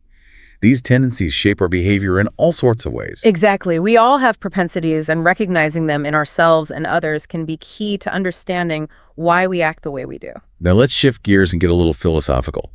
Our next group of words deals with time and the intangible. Okay. Ephemeral, ubiquitous, and the ineffable. All right. Have you ever experienced something beautiful but fleeting, like a stunning sunset that disappears in minutes? Oh, yeah. That's the essence of ephemeral. It's about recognizing the beauty in transience, in those moments that are precious because they don't last. In a world that often values permanence and stability, the ephemeral reminds us to cherish the fleeting moments. That's beautifully put. Now, on the flip side, we have ubiquitous, which describes something that's absolutely everywhere. It used to be rare to see someone using a smartphone, but now they're ubiquitous. You see them on every street corner and every cafe. Yeah, it's incredible how quickly things can shift from novel to commonplace. Right. The ubiquity of technology, for example, has had a profound impact on our lives, for better or for worse. And finally, we come to ineffable, which might be my favorite word of the bunch. Oh, why is that? Well, it describes something so profound, so awe-inspiring, that words simply cannot capture it. Have you ever had an experience like that, where language just failed you? Absolutely. Sometimes the most profound experiences are the ones that transcend language, like the feeling of standing on a mountaintop overlooking this vast landscape or witnessing the birth of a child. These are moments that defy easy description. It makes you realize the limitations of language, doesn't it? There are some things that words simply can't convey. And yet that doesn't stop us from trying, from searching for the words that come closest to expressing the inexpressible. Well said. Ready to tackle our next set of words. Hit me with it. This group focuses on actions and reactions. Yeah. Perfunctory, temerity, and recant. We'll start with perfunctory. Okay. You know those days when you're just going through the motions? Yeah. Doing something out of habit or obligation, but without any real heart? Yeah. That's perfunctory in action. We all have those days, right? The key is to recognize when we're stuck in a rut and to make an effort to infuse our actions with more intention and meaning. So true. Now let's talk about temerity. Right. This word is all about boldness, audacity, even a little bit of recklessness. It's about having the guts to do something daring, even if it goes against the grain. Right. Have you ever witnessed an act of pure temerity? Yes, actually. I recall a time when a junior researcher presented this groundbreaking theory that challenged, the established thinking in the field. Wow. It was a bold move considering the potential backlash from senior colleagues. Wow, that takes courage. It does. That makes you wonder, what's the line between temerity and foolishness? I guess it depends on the outcome, right? I suppose it does. But sometimes those acts of temerity are the ones that lead to true innovation and progress. And finally, we have recant. Okay. This is about taking back your words, admitting you were wrong, often in a public way. Right. It could be a politician retracting a statement, a scientist revising a theory, or someone simply owning up to a mistake. It's a powerful act, recanting. Yeah. It requires humility, a willingness to acknowledge our fallibility. In a world where people are often afraid to admit they're wrong, recanting can be a sign of true strength and integrity. It's about putting truth above ego, which can be a tough thing to do. It can. All right, ready to move on to our last group of words. Let's do it. This one's all about dreamers and realists, and it centers around the word quixotic. Quixotic. Named after the idealistic knight, Don Quixote. Right. He's famous for tilting at windmills, mistaking them for giants. It's a wonderful example of how idealism and imagination can sometimes clash with reality. Exactly. The word quixotic captures that blend of idealism, romanticism, and perhaps a touch of naivete. Yeah. It makes you think about the balance between chasing dreams and being grounded in reality. It's a delicate balance, isn't it? On the one hand, we need idealism to inspire us, to push us beyond the limits of what seems possible. But on the other hand, we need pragmatism to navigate the complexities of the real world and make progress towards those ideals. So true. Yeah. And sometimes those seemingly impossible quixotic goals can lead to unexpected breakthroughs. Absolutely. It's about finding that sweet spot between dreaming big and taking practical steps to make those dreams a reality. What about you? Do you have any quixotic goals you're pursuing? That's a great question. I'm going to have to ponder that one for a bit. Okay, but in the meantime. So, any thoughts on those quixotic goals? Did any come to mind during that little pause? You know, I was thinking about how even outlandish goals can spark innovation. Like, if no one had ever had that crazy idea to fly, well, we wouldn't have airplanes, right? It's true. Sometimes it's not about reaching that exact vision, but what we discover on the way there. Exactly. And speaking of journeys, it strikes me how the words we've been discussing, they're not just isolated units of meaning. They're part of a larger system. Right. A network of interconnected ideas. That's like a constellation. Oh, I like that. Each star adds to the overall beauty and significance of the pattern. It's true. We've been focusing on individual words, but it's the way we use them, the context, the nuances. That's what brings language to life. Exactly. Take a word like austere, for instance. Okay. It can describe a monk's simple life, but also the starkness of a desert landscape. Or even like a government's harsh economic policies. Same word, but vastly different connotations depending on how it's used. It reminds me of how a single musical note can evoke different emotions based on the melody and the surrounding notes. That's a fantastic analogy. And just like a composer carefully chooses notes to create a specific mood, skilled communicators select words to evoke feelings and convey precise meaning. This makes me think about the importance of expanding our vocabulary, not just for intellectual reasons, but to become more effective communicators. Right. The more words we have at our disposal, the more precisely we can express ourselves. It's like having a wider range of colors on an artist's palette. A limited palette can still create beautiful art, but imagine the possibilities when you have every shade and hue imaginable. And not only can a rich vocabulary enhance our own communication, but it also helps us understand the nuances of what others are saying. Absolutely. Think about how, politicians or advertisers use carefully chosen words to influence our opinions and behaviors. It's true. The more we understand the subtle ways language can be used, the better equipped we are to critically evaluate the messages we're bombarded with every day.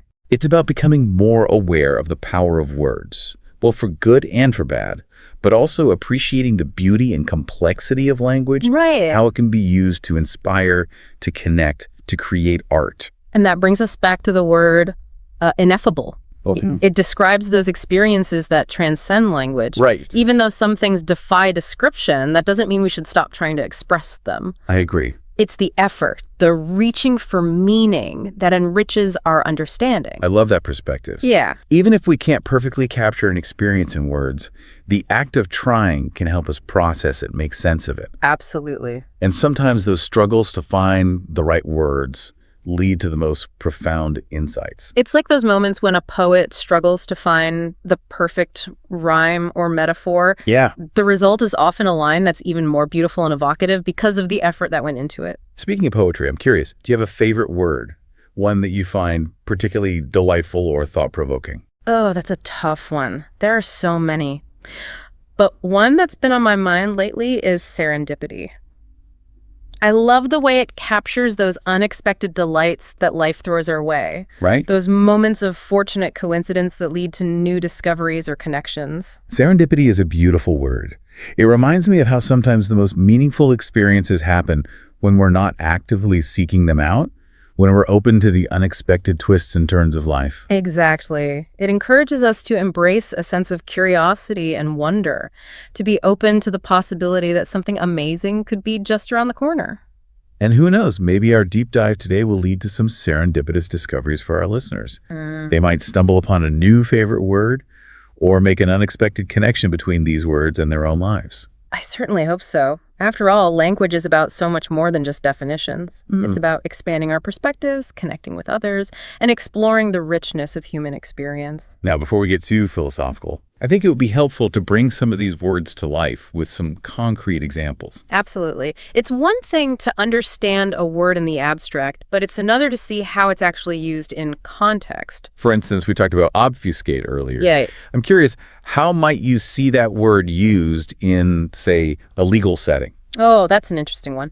In law, you might see obfuscate used to describe a defendant's attempts to hide assets or mislead the court. Or it could be used to criticize a lawyer's dense and confusing legal arguments. So they're intentionally trying to make things difficult to understand. It seems that way sometimes. But as we've been saying, the more we understand these words and the ways they can be used, the better equipped we are to see through those attempts at obfuscation. Exactly. And speaking of context, I think it'd be interesting to explore the etymology of some of these words. Oh, yeah. Trace their origins back to ancient languages and historical events. I love that idea. Etymology can be like a detective story, uncovering hidden layers of meaning and revealing the fascinating journeys these words have taken over time. For example, did you know that quixotic comes from the Spanish novel Don Quixote? It's amazing to think how a single literary character can inspire a word that becomes part of our everyday language, That's true. carrying with it the spirit of idealism and romanticism. It's like these words become vessels, carrying centuries of history and cultural meaning within them. And by delving into their etymology, we can unlock those hidden layers of meaning and gain an even deeper appreciation for the words we use. It's like going on a linguistic treasure hunt.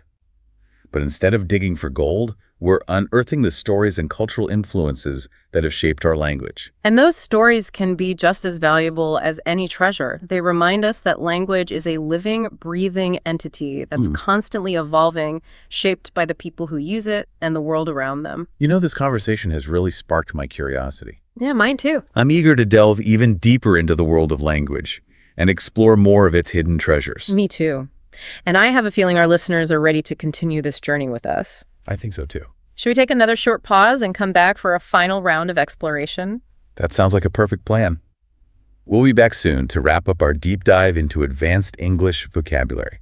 Welcome back to our deep dive into advanced English vocabulary. Glad to be back. It's been such a fascinating journey exploring all these nuances and hidden depths of these words. Yeah, I agree. It really makes you realize how much richness and complexity there is in language. Absolutely. And we haven't even touched on idioms and slang, Oh, that's right. which adds another layer of color and expressiveness to language. Imagine trying to explain kick the bucket or spill the beans to someone learning English for the first time. Oh, that's a good one. It'd be like trying to teach them a secret code. Absolutely. Huh? And every language has its own unique set of idioms and colloquialisms, right? Right. It really reflects the history and the culture and even the sense of humor of a language. Makes you realize how much language is tied to our identity, Yeah. both as individuals and as members of a particular community. And it highlights the importance of cultural exchange and understanding. Yeah. The more we learn about other languages and their nuances, the more we expand our own worldview. Now, before we wrap up, I wanted to touch on something we haven't really talked about yet, the role of grammar and syntax in effective communication. Ah, yes, grammar and syntax. While we've been focusing on individual words, it's the way we arrange those words, the structure of our sentences. That's what allows us to convey complex thoughts and ideas. It's like building a house, right? Yeah. You need strong, well-crafted bricks, but you also need a solid framework to hold them together. Precisely. Grammar and syntax provide that framework. They ensure that our message is clear and coherent and easy to understand. It's amazing to think about how even a slight change in word order or punctuation can completely alter the meaning of a sentence. A misplaced comma can lead to all sorts of ambiguity and confusion. So true. And that brings us to another important point, the importance of being precise and intentional with our language choices. Especially in written communication where we don't have the tone of voice or body language to help convey our meaning. Exactly. It makes you realize how much responsibility we have as communicators to use language carefully and thoughtfully. And it highlights the importance of editing and revising our work to make sure our message is clear, accurate, and free of errors. Well said. Now, as we come to the end of our deep dive, I want to leave our listeners with a few key takeaways. Okay. First and foremost, language is constantly evolving. It's true. New words are being coined all the time. Old words take on new meanings. It's like a river, Yeah. always flowing and changing shape. Which means we need to be lifelong learners. Always curious about language and how it's being used in the world around us.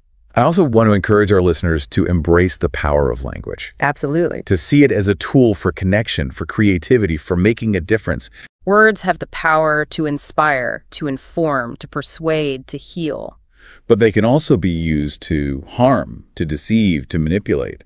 So it's crucial that we use them responsibly and ethically. Couldn't agree more. And finally, language is a source of endless fascination and delight. There's always something new to discover, some hidden meaning to uncover, some unexpected connection to make. That's one of the most beautiful things about it. So keep exploring, keep learning, keep playing with words, and most importantly, never stop being curious about the incredible power of language. Well said. Until next time, keep diving deep into the world of words. Ever get that feeling you might be using a word wrong, but you're too afraid to ask? Oh yeah. Well, fear no more. Because today we're diving deep into 15 words that even fluent English speakers mess up. We've got a YouTube script here all about leveling up your vocabulary. And you might be surprised by some of these common mistakes. It is fascinating, though, how some of these errors stem from subtle distinctions that are easy to miss in casual conversation. Okay, let's unpack this. We'll start with some beginner traps. Words that seem straightforward, but can be surprisingly tricky. I'll be honest, the word literally is one I hear misused all the time. Yep. Just the other day, someone told me they were literally dying from how much they had to do that week. Yes. Literally seems to be a word that's been taken hostage by hyperbole. So remind us, what should literally mean? Why is it important to use it correctly? Literally means something actually happened, exactly as stated. Yeah. It emphasizes the reality of a situation, not an exaggeration. Right. While your friend might have felt overwhelmed, they weren't literally dying. Right. You see, using literally correctly makes sure your words carry their intended weight. It's about precision and clarity, especially in an age where misinformation can spread so easily. That's a really good point. The impact on communication is huge. Okay, another beginner word that trips people up is unique. I once saw a store advertising a sale on very unique items. Something about that just felt off. That's because unique means one of a kind. Right. Inherently special. It stands alone. Right. So adding modifiers like very or quite is redundant and actually weakens the impact of the word. So instead of saying something is very unique, how can we highlight that specialness in everyday conversation? Let the word unique speak for itself. Okay. You could say that painting is truly unique or her style is unique. You're emphasizing the inherent specialness without needing to qualify it further. That's so interesting. I can see how that subtle shift makes a big difference. Even these beginner words have hidden depths. You really have to think about their true meaning. Absolutely, and that's what makes language so fascinating. Now, prepare to have some assumptions challenged because some words have meanings completely different from what most people assume. Okay, I'm intrigued. Give me an example of one of these words. Let's start with irony. Okay. Many people confuse irony with simple coincidence or bad luck. For example, someone might say, "It's so ironic that I won the lottery and then got hit by a car." So winning the lottery and then getting hit by a car, that's just bad luck, not irony. Yeah. What makes a situation truly ironic? True irony involves a situation where the outcome is the opposite of what was expected, often with a humorous or sarcastic undertone. A classic example would be a fire station burning down. It's not just about unfortunate timing, it's about a surprising reversal of expectations. Wow, that makes so much sense. It's not just about something bad happening. It's about the unexpected nature of the situation. You see, understanding irony helps us analyze situations more deeply. It's not just about bad luck. It's about recognizing the unexpected and sometimes absurd nature of life. Speaking of unexpected twists, Yeah. let's talk about a word. Often misused in situations with high stakes. Alibis. I feel like I hear people using alibi as a synonym for any kind of excuse. Yeah. Like, oh, I have a good alibi. Right. Yeah. That's a common mistake. People might say, "I didn't finish the project," but I have a good alibi. Wait, so if it's not just any excuse, what makes a real alibi? I'm genuinely confused. An alibi has a very specific legal meaning. Okay. It refers to proof that someone was somewhere else at the time a crime was committed, demonstrating their innocence. It's not just any excuse. It's evidence that clears someone of suspicion. So using alibi to explain why you didn't finish a project wouldn't really make sense. Exactly. Using alibi in casual conversation when you simply mean excuse can actually undermine your credibility. It shows a lack of precision in your language. Okay, this is making me rethink how I use these words. What other intermediate words are lurking out there, ready to trip us up? How about a word that's often confused with its near opposite? Disinterested. Many people use disinterested to mean uninterested or bored. For instance, someone might say, I was completely disinterested in that meeting. Disinterested. If it doesn't mean bored or uninterested, then what does it actually mean?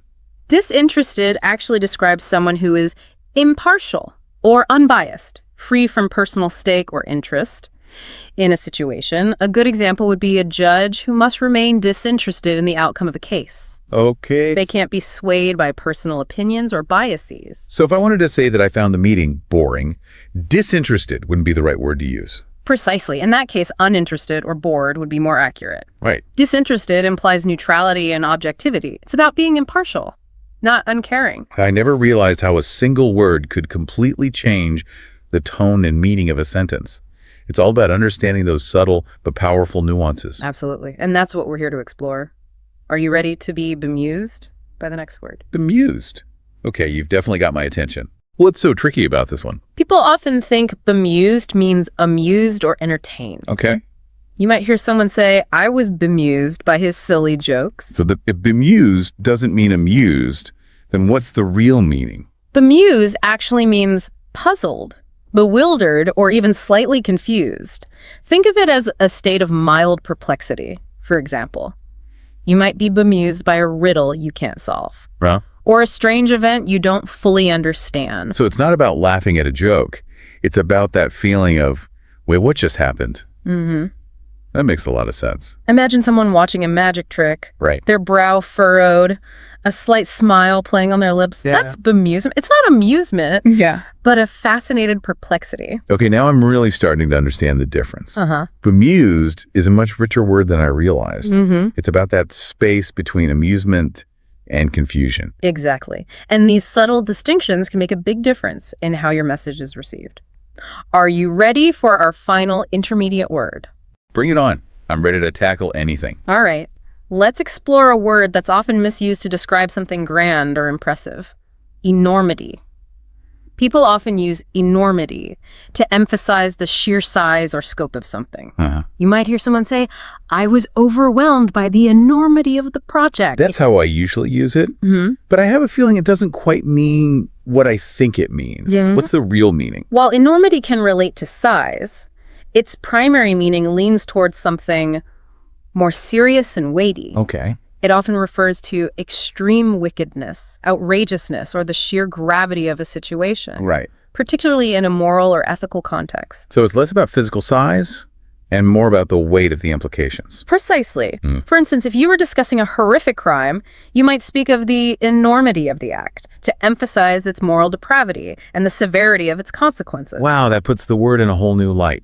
It's not just about something being big, it's about something being profoundly impactful, often in a negative sense. Exactly. It's a word that carries a lot of weight, both literally and figuratively. Okay, we've covered a lot of ground already. And I'm starting to feel the enormity and the true sense of the word, of all these linguistic nuances. What's next on our journey? Next, we'll be venturing into the realm of advanced words, where the nuances become even more intricate. Are you ready to level up your vocabulary even further? Absolutely. I'm eager to see what other linguistic gems await us in this deep dive into words. Right. It'd be great. Awesome. Fasten your seatbelts, because these advanced words can be real brain twisters. They're the ones that often pop up in intellectual discussions or professional settings, and misusing them can unfortunately make you sound less credible. Okay, I'm ready to face the advanced word challenge head on. Let's start with one that I've definitely struggled with in the past. Decimate. Decimate is fascinating because its common usage has drifted quite far from its original meaning.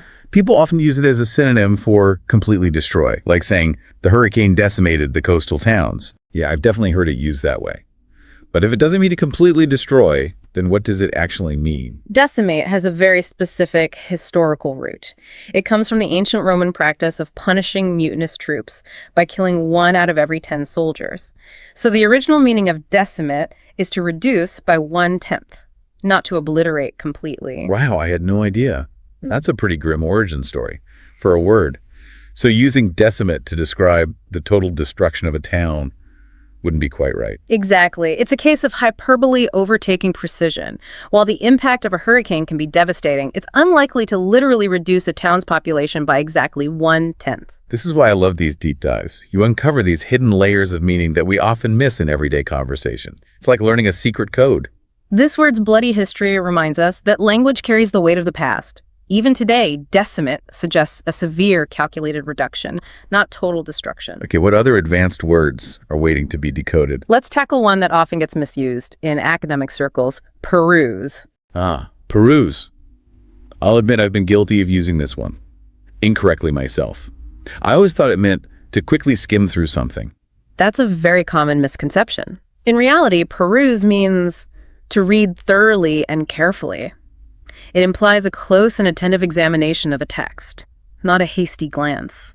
So if I said I perused the report before the meeting, it would mean I'd given it a very close read, not just skim the headings. Precisely. Using peruse correctly conveys a sense of diligence and attention to detail. It suggests you've really absorbed the information. This is another one of those aha moments. I'm realizing that using these advanced words correctly can signal a certain level of intellectual rigor. It shows you're not just skimming the surface. Exactly. It's about choosing words that accurately reflect the depth of your engagement with the topic. All right, bring on the next advanced word challenge. I'm feeling more and more confident with each one we tackle. Let's see if you can crack the code on this one. Nonplussed. Nonplussed. This one seems tricky. I've heard it used to describe someone who's calm and collected under pressure.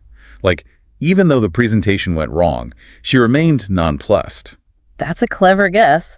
But it's actually the opposite. Nonplussed describes a state of being surprised and confused, often to the point of speechlessness. It's that feeling of being caught off guard and unsure how to react.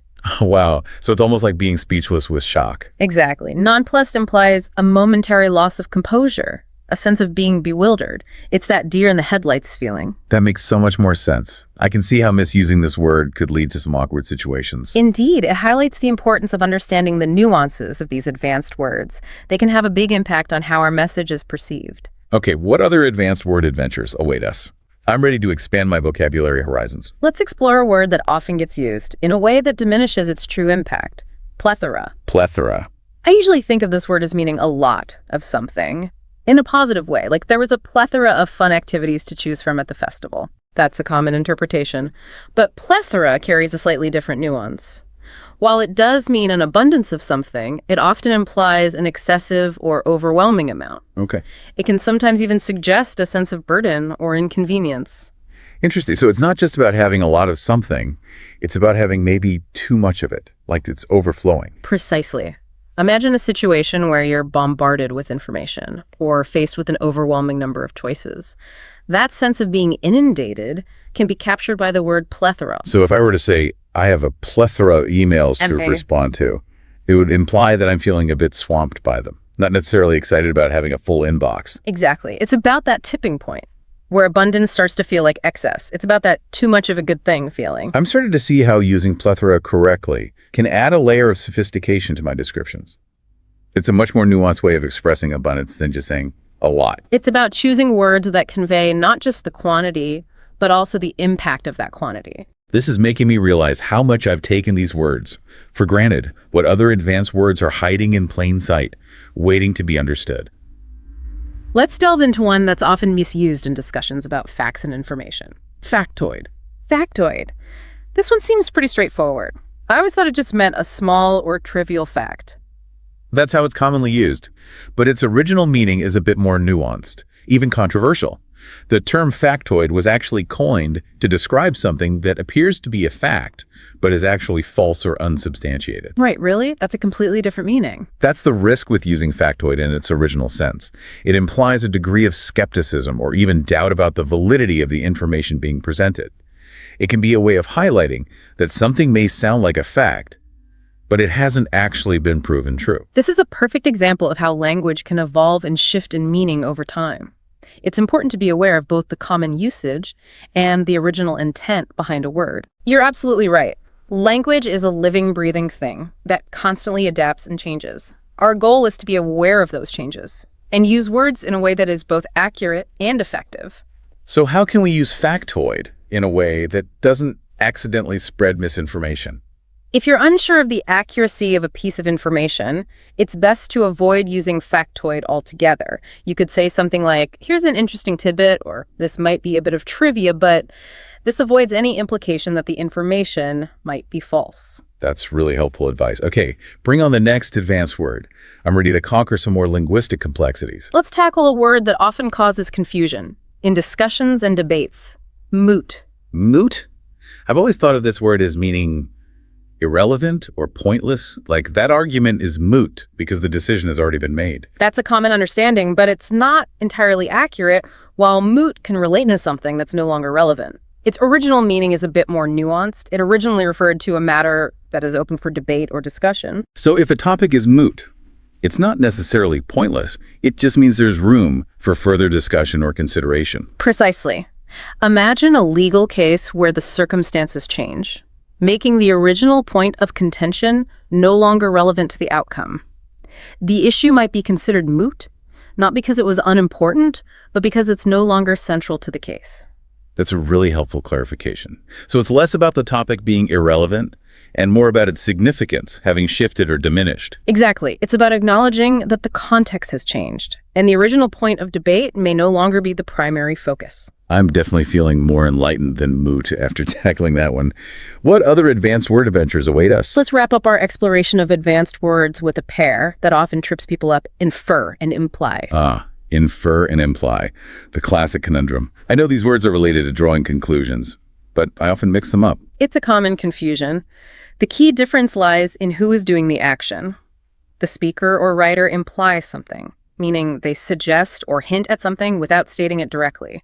The listener or reader infers something, meaning they draw a conclusion based on what is implied. So if I were to say, it's getting late, I might be implying that it's time to go, even though I haven't explicitly said so. Exactly. And if you, as the listener, understood my implication, you would have correctly inferred my meaning.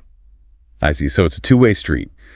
The speaker sends out a subtle signal, and the listener picks up on that signal and draws a conclusion. Precisely. It's like a subtle dance of communication where meaning is conveyed through suggestion and interpretation. This distinction is so subtle, but it's crucial for clear communication. Misusing these words can lead to all sorts of misunderstandings. Absolutely. Mastering the difference between infer and imply is essential for navigating conversations and interpreting written texts accurately. It's about understanding both sides of the communication equation. Wow, we've covered a lot of ground in this deep dive. It's amazing how much depth and complexity there is to these seemingly simple words. And we've only just scratched the surface.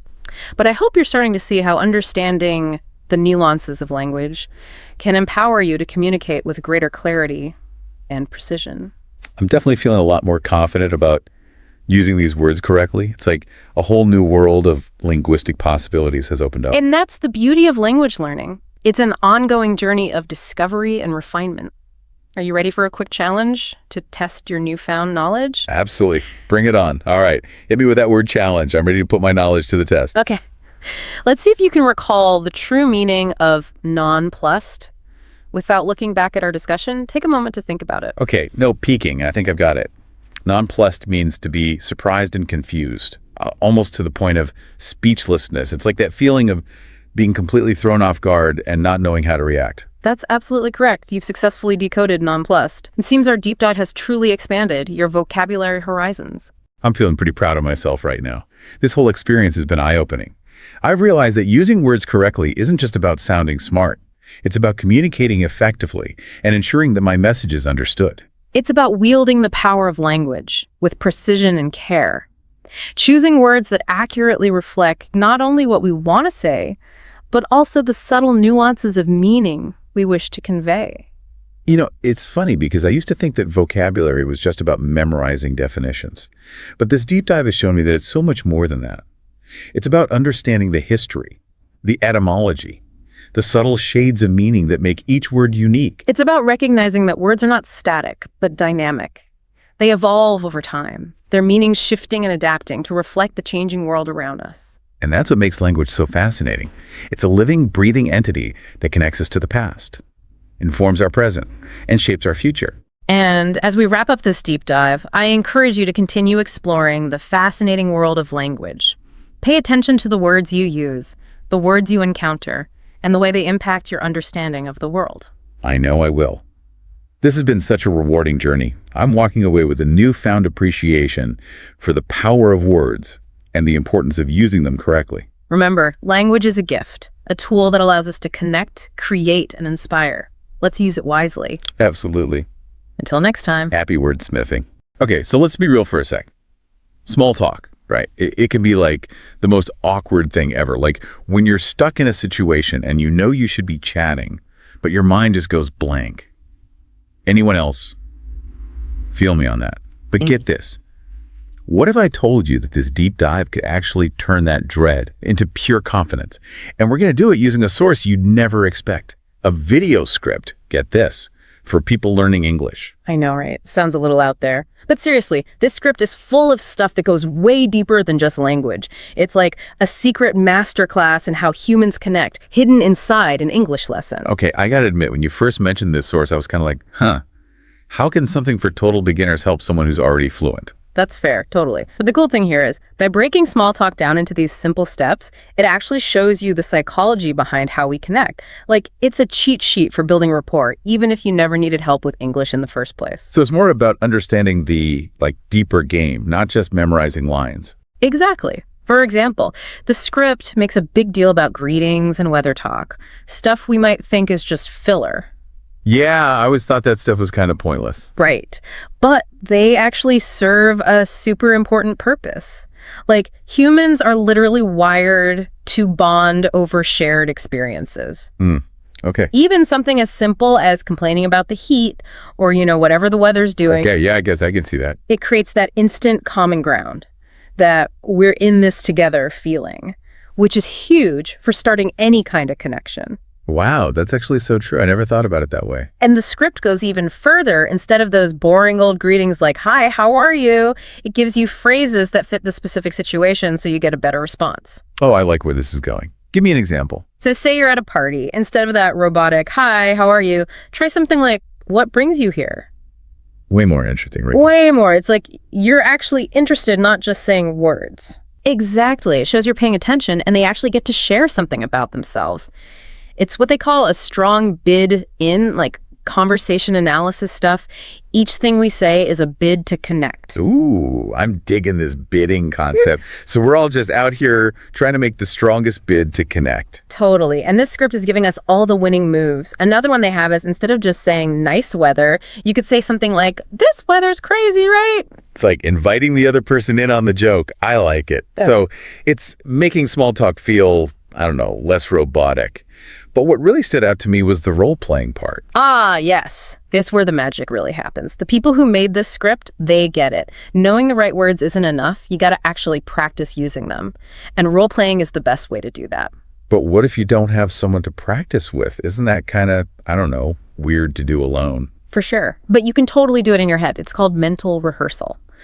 Basically, you just picture yourself in different situations. Hold on. So you're saying by just imagining myself rocking these small talk moments, I'm actually getting better at it in real life? You got it. Might sound a little strange, but neuroscientists have found that when you rehearse something mentally, your brain fires up the same way it does when you're actually doing the thing. No way. That's so cool. It's like training your brain for social situations, like a cheat code for confidence. I'm already feeling less terrified about networking events or, just parties in general. It's crazy, right? How powerful our brains are. Like, this script really shows you how to use that power to, level up your social skills. I like that, level up. So we've talked about greetings, weather talk, even practicing in your head. What else does this script have up its sleeve? Okay, so one thing that really impressed me was the questions.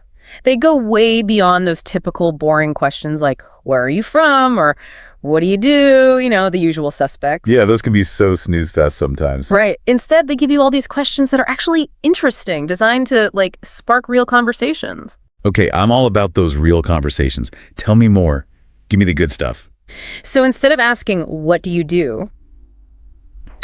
Which can feel kind of like a job interview, They suggest asking, what do you like to do for fun? I mean, that's a classic for a reason, right? It gets people talking about what they're actually passionate about. Exactly. It's like you're inviting them to show you their real selves, not just their LinkedIn profile. And if you really want to go deeper, you could try something like, what's the most interesting thing you've done lately? Ooh, I like that one. It's like a sneak peek into their adventures. You might even discover you have some cool stuff in common. Totally. Plus, it shows you're actually curious about them, not just trying to fill the silence. And they even have specific questions for different situations. Like, if you're at a dinner party, you could ask, have you tried any good restaurants lately? Perfect. Everyone loves talking about food. Instant conversation starter, right there. It's true. It's something we can all relate to, like enjoying a good meal. Okay, so we've covered greetings, weather talk, asking interesting questions, even mental rehearsal. But what about when you're ready to, make your escape? Does the script help with that too? Yeah, like how do you end a conversation without being rude? Don't worry, they got you covered. They have a bunch of different closing phrases depending on the situation. From a simple, it was nice talking to you, to something more like, hey, we should grab coffee sometime. Oh, I love that they include those follow-up suggestions. Yeah. Sometimes you really do click with someone, and it's good to have a way to, keep things going. Exactly. It shows you're confident and interested, which is always a good look. And even if they can't meet up, it still leaves a good impression. They'll remember you as someone who actually wanted to connect. Yeah, it's like planting a seed, right? You never know where those initial conversations might lead. What about those times when you just need a quick, casual exit, though, like you're running late or something? No problem. They have those too. They suggest things like, catch you later or have a great day. Those are perfect for keeping it light and friendly without feeling like you have to, hang around forever. Okay, so whether you're aiming for a lifelong friendship or just a quick chat, it sounds like this script has given us a whole toolbox for navigating the social world. Yeah.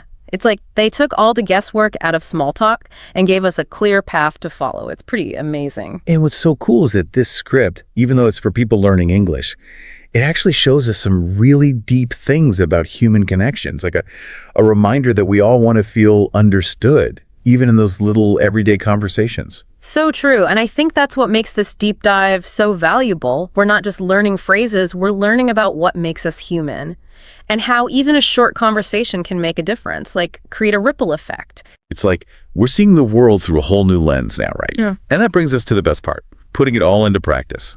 We've talked about a lot today, the different phases of small talk, how to make a bid for connection, even practicing in your head. But now it's your turn, dear listener. Take these ideas and make them your own. Yes. This is where the real transformation happens. We've given you the tools. Now it's up to you to use them. And remember, you don't have to be perfect. The goal isn't to become some kind of small talk robot. Exactly. Be yourself, be genuine, and use these techniques to connect with people in a real way.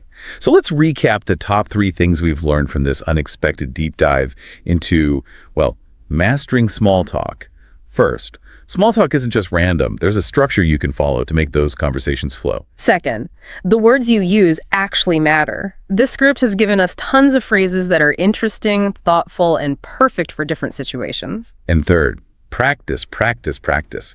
Whether you're practicing in your head or even role-playing with a friend, the more you do it, the more confident and natural you'll become. It really is freeing, right? Yeah. Knowing you have these tools, it takes away that fear of messing up or saying the wrong thing. For sure. It's like having this, secret weapon for social situations. And honestly, the biggest thing I'm taking away from this is small talk doesn't have to be something you dread. It can actually be fun, a way to connect with people, 100%. What about you? What's sticking with you from all this? What did you find most helpful from looking at this script? It's funny. I think what resonated most was realizing that everyone, even people who seem super outgoing, they've probably felt that awkwardness too. This script shows that small talk is a skill, like something you can learn and get better at, just like anything else. Right. It's not like some people are born knowing how to do it and others aren't. Exactly. It takes so much pressure off. You can just approach those conversations with curiosity, like a little game. Just see what happens. I love that. A little game. It really can be like an adventure. Yeah. Discovering something new about someone, even if it's just a tiny thing. And it reminds you that even those small moments, a quick chat, a smile, they can all make a difference. It's like we're all connected in this big web, and every conversation adds to that, you know? Absolutely. So as we wrap up this deep dive into, well, the surprisingly interesting world of small talk, I want to leave you with this.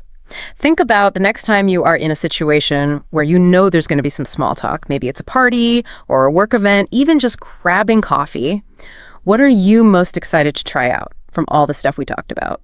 Such a good question. Yeah. And hey, remember, it doesn't have to be perfect, okay? Just be yourself, be genuine, and see what happens.